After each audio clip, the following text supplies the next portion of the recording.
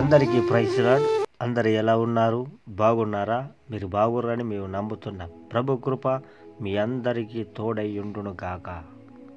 ఈరోజు మనం ప్రవక్తల ద్వారా, యేసయ్య ద్వారా, అపోస్తుల ద్వారా మరణం నుండి బ్రతికిన వ్యక్తులను, వారి పేర్లను మనం చూసి నేర్చుకుందాం. మొదటగా ప్రవక్త అయిన ఏలియా సారెపతు విధవరాలి కుమారుణ్ణి లేపుట. 1వ రాజుల గ్రంథం 17వ అధ్యాయం 17 నుంచి 22 వాక్యాల్లో మనకు కనబడుతుంది. రెండవదిగా ఎలీషా ప్రవక్త సునేము పట్టణపు స్త్రీ యొక్క చనిపోయిన కుమారుణ్ణి లేపుట. 2వ రాజుల గ్రంథం 4వ అధ్యాయం 32 నుంచి 35 వాక్యాల్లో మనకు కనబడుతుంది. మూడవదిగా చనిపోయిన ఎలీషా ఎముకలు తాకగానే బ్రతికిన వ్యక్తి. 2వ రాజుల గ్రంథం 13వ అధ్యాయం 20-21 వాక్యాలలో మనకు చూస్తే కనబడుతుంది. నాలుగవదిగా యేసయ్య నాయిన్ అనే ఊరిలో విధవరాలి కుమారుడు పాడ మీద మూసుకొని వెళ్తుండగా యేసయ్య చూసి కనికరపడి అతన్ని లేపుతాడు.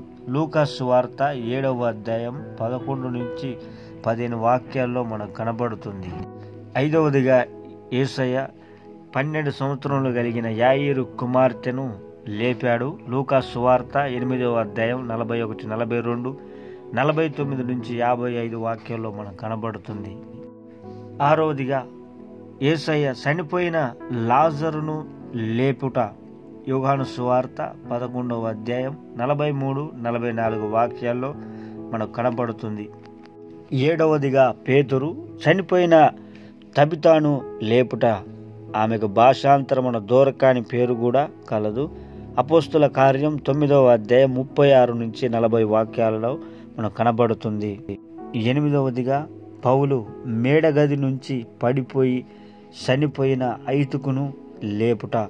అపోస్తుల కార్యం 20వ అధ్యాయం 9-10 వాక్యాలలో మనకు కనపడుతుంది. చివరగా యేసయ్య మరణం నుండి తిరిగి లేచుట. మత్తయి సువార్త 28వ అధ్యాయం 6వ వాక్యం, మార్కు సువార్త 16వ అధ్యాయం 6వ వాక్యం, లూకా సువార్త 24వ అధ్యాయం 5-6 వాక్యాలలో మనకు కనపడుతుంది. Thank you. God bless you.